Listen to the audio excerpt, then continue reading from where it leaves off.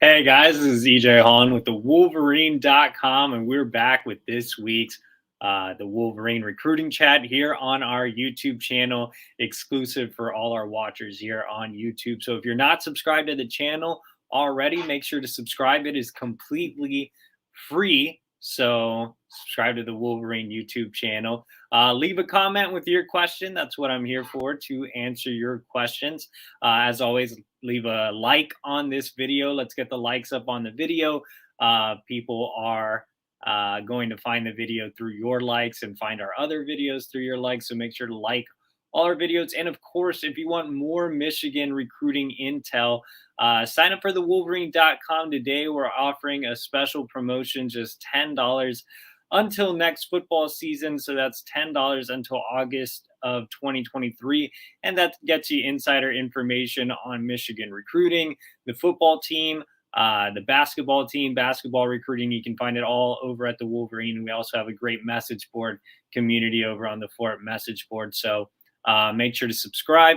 And it is hate week. It is Michigan, Ohio State week. So the Go Blues are coming out. I'm rocking a Michigan sweater. I've gotten some Go Blues today all the way out here in Virginia as well. So I know people are hyped up about the game. I've been asked like 2 or 3 times today, just walking into stores and stuff, if Michigan's going to beat Ohio State. So we'll see. It should be a great game this weekend. Michigan picked up some good news on the recruiting trail over the weekend, or last weekend, I guess we should say, about a week from now.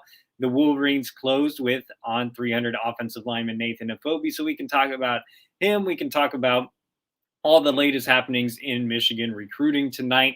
But as always, I'm here to answer your questions. So we'll get to the questions first before we dive into any topics. And it looks like we already have our first question coming in from Jesse Areola. And he says, how are we looking with Hobbs? He commits on the 25th. And now that Jadyn Davis's season is over, we are going to close with him. How about Jyaire Hill? How do we look? So 3 different questions there. Let's go ahead and start off with David Hobbs, 5-star defensive lineman in the 2023 recruiting class. We haven't talked about him a ton. Honestly, there isn't really a lot there. Obviously, he made his unofficial visit to Michigan, did not return for an OV, is now set to decide. I would be surprised if he ends up at Michigan. I don't think there's much of a shot there. So let's go ahead and move on to Jadyn Davis. Let's go ahead and knock that out of the way. Actually, before the show started, I was talking to our producer, and he said, what questions or what topics do you think we'll cover? And I said, Jadyn Davis, because the season's over. So I know a lot of you guys are wondering what's next with Jadyn Davis now that he's won a state championship. So congrats to Jadyn Davis and Charlotte Providence Day for winning a state title out in North Carolina. Davis obviously transferred to Providence Day this offseason, so it was great to see him win a state championship for his high school team. But everybody wants to know what's next in his recruitment. Obviously, Davis has stated on the record on numerous occasions, hey, I want to make a decision right after my junior season. That is over. So could he make a decision in the next couple weeks? Definitely. Davis told me he wanted to make a decision before the end of the calendar year. So that could be here as we head towards the end of November, or it could be anytime in December. At this point, it looks like it could be more likely December, as he gets everything kind of planned out and makes his final calls with the coaches and gets back into the recruiting swing of things. Obviously, he has some other schools still in pursuit of him. Clemson is still talking to him a lot. You have schools like Penn State and North Carolina very involved as well. Tennessee hosted him for a visit. So there's some other schools definitely still in the mix for Davis, but right now I still feel very, very confident in where Michigan stands. I think if he does follow through with what he said, which again is making a decision before the end of the calendar year, and that's only 4 or 5 more weeks, then yeah, I do feel like it will be Michigan. Michigan checks a ton of boxes for Jadyn Davis, like we've mentioned previously. I think that he really likes the offense. I know it's not super pass happy, but Davis has always said he wanted to play in a style scheme. So he really appreciates head coach Jim Harbaugh and his experience, not only coaching at the pro level, but playing the quarterback position at the pro level, playing the quarterback position at Michigan.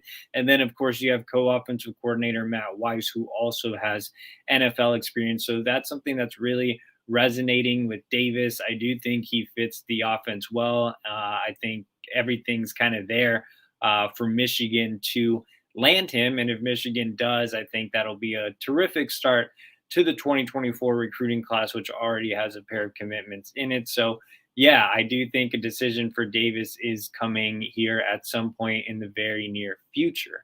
What about Jyaire Hill? How does Michigan look with Jyaire Hill? He is the thumbnail on tonight's video. That is another recruit we obviously expected to be asked about. Jyaire Hill, on 300 defensive back out of Kankakee, Illinois, recently shot up the recruiting rankings. Went from in the 200s to 112, so almost a 100 spot jump in the latest On 3 update. If you haven't seen the new On 300 rankings, make sure to head over to on3.com and check out those rankings. Obviously, across the board, Jyaire is a top 250 prospect, except for Rivals. What are they doing there? They have him as a 3-star prospect and not ranked nationally. Let's just throw Rivals in the garbage can for now. But no, I really like the rankings update bump for Hill. He had a great senior year. I've always been very high on him. He's a legit 6'2", 6'2.5". He's a little bit on the skinnier side, but he's got the speed, running a 10.78 100 meter. He has the length. He has great natural ball skills. I think he can be developed into a complete shutdown corner at the next level, but he's versatile enough to play anywhere in the secondary. He played a lot of safety for his high school team. He also obviously played corner. He played nickel, and you see him here as our producer, Matt Hutchison, pulled up the film. You see him playing some running back. He was also, on top of being a highly touted defensive recruit, the most explosive offensive recruit the most explosive offensive high school player in the state of Illinois. So I think Jyaire Hill is just an elite level athlete, and I just love the energy and the passion he brings to the game as well. Michigan is making him the top overall priority on the corner board right now. Steve Clinkscale has been in touch with him on a daily basis, multiple times a day. Michigan is recruiting him extremely hard and has been for several months, basically almost an entire year. He has always been a priority, but I do think Illinois remains a big factor there. You know, Illinois is doing better than expected. They kept the game close against Michigan, which I'm sure will be a selling point. They've really made him kind of the crown jewel of their own 2023 recruiting class. So they've really pitched him on being the guy and seeing immediate playing time.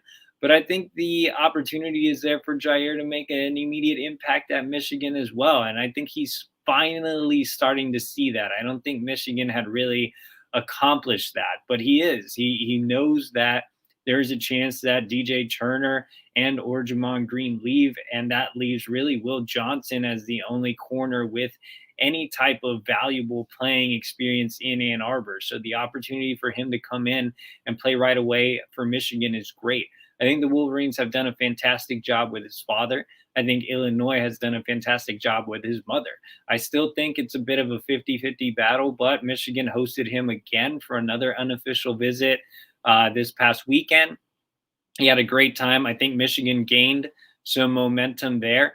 I think a lot of it is a lot of the end of this recruitment might come down to in-home visits. You know, I think Jim Harbaugh, Brett Bielema, depending on how those in-home visits, if Harbaugh can win over Jaire's mom, I think that's the final nail in the coffin, or the final push that would give Michigan the advantage. You still have some SEC schools in the mix here, Florida, Auburn, but Jaire's always seemed like a homebody, so I think he definitely sticks in the Midwest, likely in the at Michigan or Illinois. So we'll see how the battle turns out, but I think Michigan really helped itself this weekend and will continue to help itself over the next few weeks. But still a heated battle with Big Ten bunkmate Illinois. Let's go down to Scott Knapp. and he asked, who will Michigan's next commit be along the offensive line? That's a good question. So right now, Michigan has put together a really nice offensive line class, considering the very rough start to the position group earlier in the cycle. If you guys remember, there was a lot of panic, in those spring months heading into summer. But Sharon Moore has done a nice job of rebounding. He has a premier tackle in Evan Link, one of the highest floor interior offensive linemen in Amir Herring, a consensus 4-star, and then just recently landed Nathan Afobe, an on 300 prospect with one of the highest interior offensive lineman ceilings in the class. So 3 really, really good offensive line prospects. Michigan is looking to add at least one more offensive lineman. Obviously, the big fish on the board is Spencer Fano on 300 tackle out of Utah, but I think Michigan still has some work to do there. I would not pencil him in the class right now, even though he did have a great OV and Michigan's still working hard on him. I think the more likely Utah prospect and the more likely of any offensive line recruit is Taliafi Ta'ala, which I'm sure I butchered that yet again. I need to learn how to say it. But Ta'ala is an interesting prospect in the sense that he can be a right tackle or slide inside as an interior offensive lineman, kind of in the same mold as Afobe, although Afobe more athletic, Ta'ala more of a physical blocker. But you see him listed here at about 6'5", 295 pounds.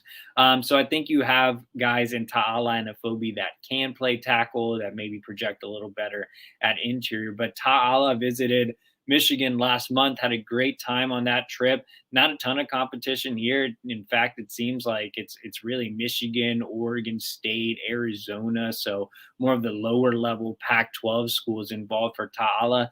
He is looking to return for an official visit in December. Michigan's still planning out the dates for December OVs because, they could obviously make it to the Big Ten championship game. So still working on OVs for December, but I do think he comes back for an OV, and I definitely think Michigan can close with Ta'ala, which gives you another high upside guy with versatility along the offensive line. And if you land Ta'ala, I still think you continue to shoot your shot with Spencer Fano, but it looks like Fano may make a decision earlier than that. Right now, he has a commitment date of December 6th, but I think the safe pick for Fano is likely staying out west, but I do think the Wolverines can plug Ta'ala out of Utah. Scott Knapp also had another question below, and he asked, do you see Michigan flipping anyone from Michigan State's class? That's a tough one, man. Obviously, it is a cluster in East Lansing right now. You have Mel Tucker finessing his $100,000 and not giving him to any assistance. So yeah, it's definitely crazy. Also with the tunnel stuff getting handed down today and all of that. But in terms of Michigan State's class, I don't think there's a ton of guys that Michigan really recruited hard in Michigan State's class. I mean, Jordan Hall maybe at linebacker could be a potential option. I know there's been some buzz here and there about Brennan Parachek out of Dexter, Cole Cabana's teammate. But Michigan already has 2 tight end commits. There really isn't a need there unless, they want to make room just to make room to steal someone from the Spartans. I mean, Brennan's a good prospect, but again, you already have 2 tight ends committed. Maybe they do make room. But again, 24 also has some really talented tight ends as well, including top target Brady Prescorn, who you're already trending with. So not sure there's a need to really go all in on Parachek when there's other positions to fill. They still do need a linebacker, so that's why I mentioned Hall. But other than that, a lot of Michigan State's class was built on NIL, and that's not necessarily something that Michigan is going to do. So I don't think there's a ton there. Let's go down to Joe Dollar, who's asking about transfers.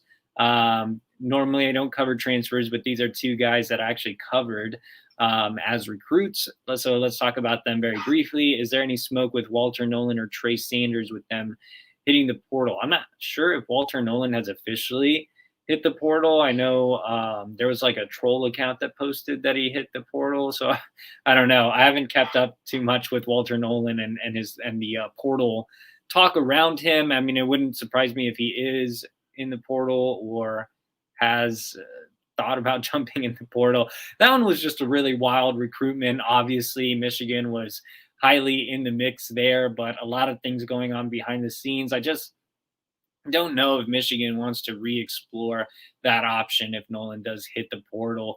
Again, just so much going on there. I do think NIL will likely be a big factor when it comes with Walter Nolan, but you see here our producer pulling him up. I mean, he would be a great fit at 6'4", 315 pounds, solely from a football perspective. And then you see as a recruit, he was ranked as the #1 overall prospect in the class last cycle. You know, Nolan is a terrific player, but again, I do think NIL will play a factor. I think it played a big role to begin with him eventually signing with Texas A&M last cycle. So I just don't really see it. Trey Sanders is very interesting. Didn't have a lot of production at Alabama, but he kind of caught a bad break, man. Like I've really felt bad for Trey. He had some injuries to begin with. He really was often injured throughout the early part of his career. He was in a major car accident, and then he just kind of got lost in the shuffle. But he was such a great recruitment, 5-star, the #10 overall prospect in the country, the #1 running back in the country. I really loved my time covering Trey, and Trey was one of the last recruits I covered on the Texas beat.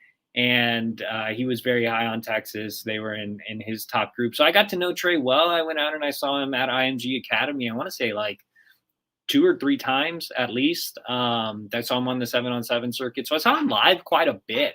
You know, I always really liked Trey. I mean, obviously he was ranked super, super high. But what I really liked about Trey was his athleticism. He was a great pass catcher out of the backfield. He often participated in Club 7-on-7 tournaments. He's actually out of the same Club 7-on-7 program as Damani Dent. So I know that George Hilo would have a tie in the Trey Sanders recruitment. But on top of that, I mean, again, he was just a superior athlete playing running back. He could do basically everything you wanted him to do.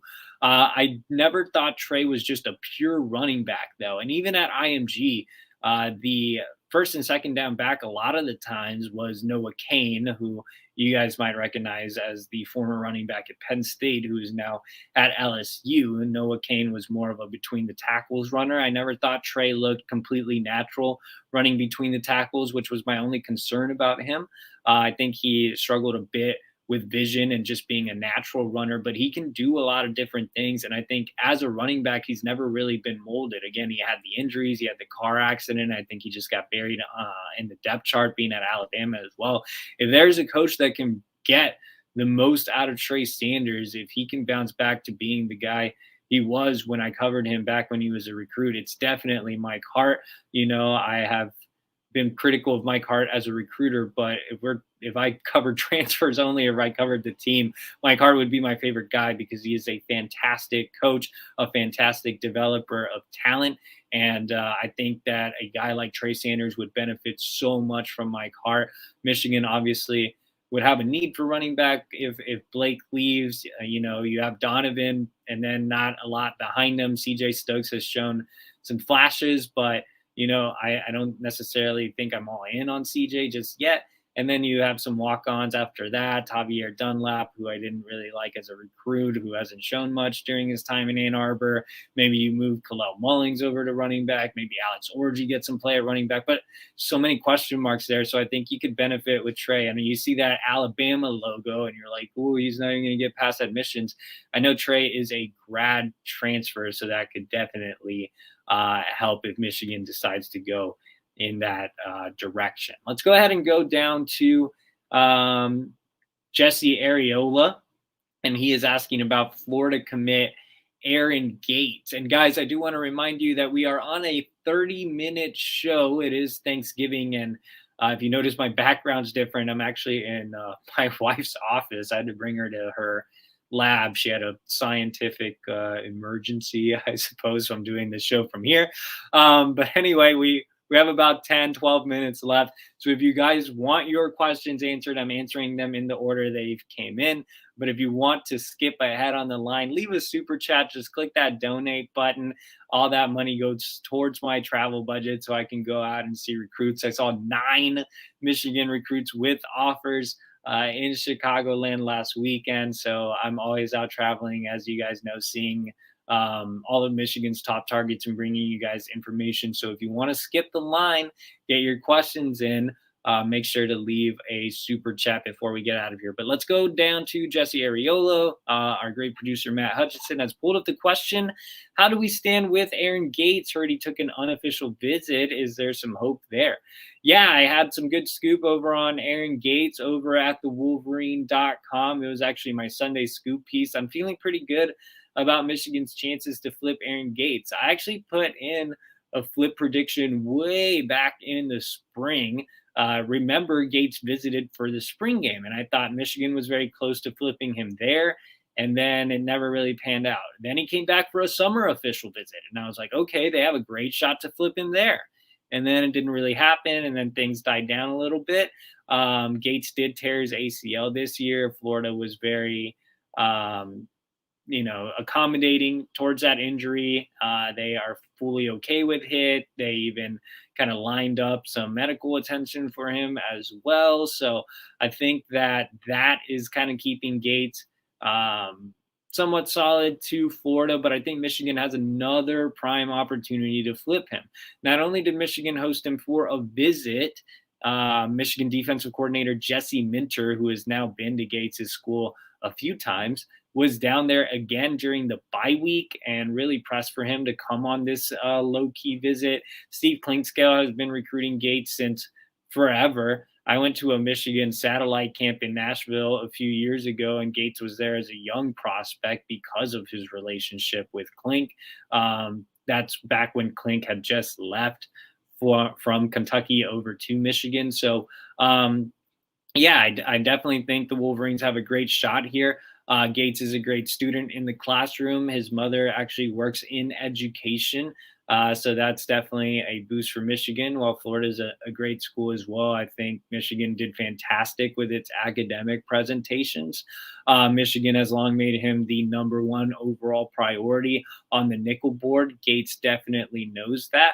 And like I mentioned, the relationships are there with both Steve Clinkscale and Jesse Minter. I think they are doing a fantastic job. There isn't anything else they really can do here with Gates. I think they've been close to flipping him throughout the entire cycle, hence my pick way back in the spring. I think they finally get it done. I really do. I think Gates is close to making a final decision, whether that's sticking with Florida, whether that's ultimately flipping to Michigan. I would expect him to make whatever decision he decides firm at some point in the near future. And you see his profile here. He's a really undervalued kid. On3 has him ranked as a middling 3-star. 24/7 has him as a 3-star. Rivals has him as a 3-star, and ESPN is the only one that has him ranked in the top 200 nationally. I think that Gates is a terrific athlete. He's a kid that also plays running back. He's listed as a safety, but he can play some corner. He can spin down and play in the box as well. Obviously, Michigan recruiting him for the nickel role. I'm really high on Gates. I think he's a 4-star guy. I would lean more towards ESPN. I'm interested to see how he recovers from his torn ACL. That would be my biggest drawback. Before he tore his ACL, I thought he was surefire 4-star. So Michigan is in a good spot to flip Aaron Gates. So I definitely keep an eye on that situation. Let's go down to Joe Dollar, who is asking about Nicholas Harbor. Joe Dollar says, what can you tell us about Nicholas Harbor? I see he set a commitment date and set his visits. Happy Thanksgiving. Happy Thanksgiving to you guys. I know the game's this weekend, so I know everybody's fired up. Look, I think with Nicholas Harbor, we're still in it for the long haul. I mean, he's not making his decision until February. He has set his visits, but he's still shuffling those around. Harbor actually has a playoff game this weekend. If they win that playoff game, he's going to have to reshuffle the LSU visit. So still kind of a work in progress in terms of his official visits. I think Harbor's going to continue to take his time. Like I've said in the past, this is a marathon, not a sprint. So I still feel good about where Michigan stands. I mean, I'm still very wary of the SEC schools. Obviously, LSU has done a great job of recruiting him. They offer a great track program. They are getting him on campus for an OV at some point, whether that is the third or another date, depending on Harvard's playoff schedule. We'll kind of see. Georgia has re-entered the picture, which I told you guys Georgia was going to come back into the mix. Georgia initially was left out of Harbor's top 5, but they are officially back, so no surprise there. South Carolina is still very much in the mix as well. Has from everything I've been able to gather, really done a great job of selling NIL, which I'm sure the other SEC schools have as well. While Michigan isn't necessarily going to entertain the NIL sphere, they have made it clear what Harvard can potentially earn at Michigan. They pointed out players that are doing a great job with NIL. But more importantly, what Michigan has in terms of advantage over the SEC schools is the education. Harvard wants to be a neurosurgeon. His dad works for NASA. His mother's a pharmacist. So that's definitely helping out Michigan for sure. Obviously, the track program isn't, as good, I guess, not really another way to put it, as the SEC schools. So that's something they have to overcome. But women's track star Zia Holman is like a big sister to Harbor, and I think she's definitely helping out Michigan as much as possible. So we're in it for the long haul. We'll see where things kind of shake out for Nick as he continues to shuffle his visit schedule. He told me he could come back for an unofficial visit to Michigan as well, potentially in January before he makes a decision. So still a lot of moving parts in the Harbor recruitment, but Michigan's going to just keep chipping away or chopping wood, I guess.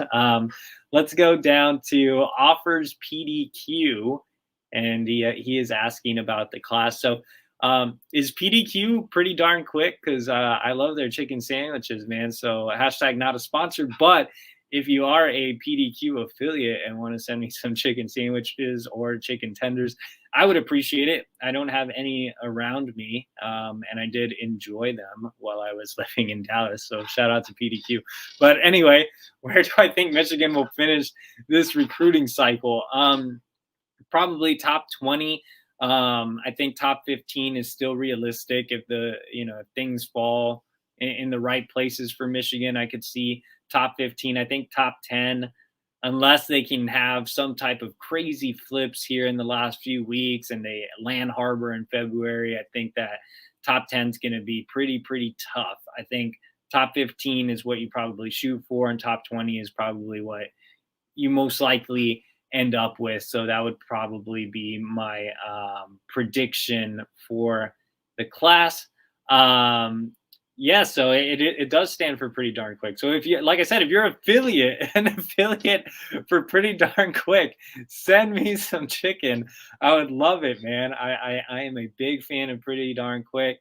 I need some honey butter chicken. I can't get it, I can't get Whataburger anymore. So I'll take some PDQ for sure. I see we have another portal question, which has to do with another recruit I covered. So let's go to Newf Dog. And he's asking about Xavier Worthy. Any chance Xavier Worthy can come back to Michigan, or is that bridge burned? Man, Newf Dog, that's a loaded question. But before I answer it, we have about 3 minutes left. So if you guys want to jump the line, I know we have a shorter line than usual, or if you just want to donate to my travel budget, then go ahead and leave a super chat. All your money goes towards me seeing the top Michigan recruits. But any chance with Xavier Worthy? Simple answer, no. I don't see it. I do think some bridges have been burned there. More importantly, I think that the culture aspect is fine with Michigan. I don't think you really want to bring in Xavier Worthy, as talented as he is. And I mean, I loved him as a recruit. You guys know I was super high on him. Even when he was ranked as a 3-star, I was like, this kid's going to be a superstar. I love Xavier Worthy, the football player. But I think Xavier Worthy, in terms of being a locker room guy, I just don't think you want to touch that. And I don't think Xavier Worthy in general wants to revisit Michigan. Plus, Josh Gaddis is gone. And, he's visiting some other – I'm not even going to make the joke, but he's enjoying some Thanksgivings at some other at some other houses. So I don't think there's much there with Xavier Worthy. I mean, the relationship he had with Gaddis was a big reason why Michigan was a big player to begin with. But yeah, no, I think if he does transfer, that NIL will play a big role with him, just like it would with Walter Nolan. So no, I just don't see it, man. I don't think Michigan's gonna go that route. Let's see if we have any other questions. Actually, I think that's our last question. So if you guys want to, Michigan man Jason asked about Jyaire Hill. I guess he missed it earlier, so we'll briefly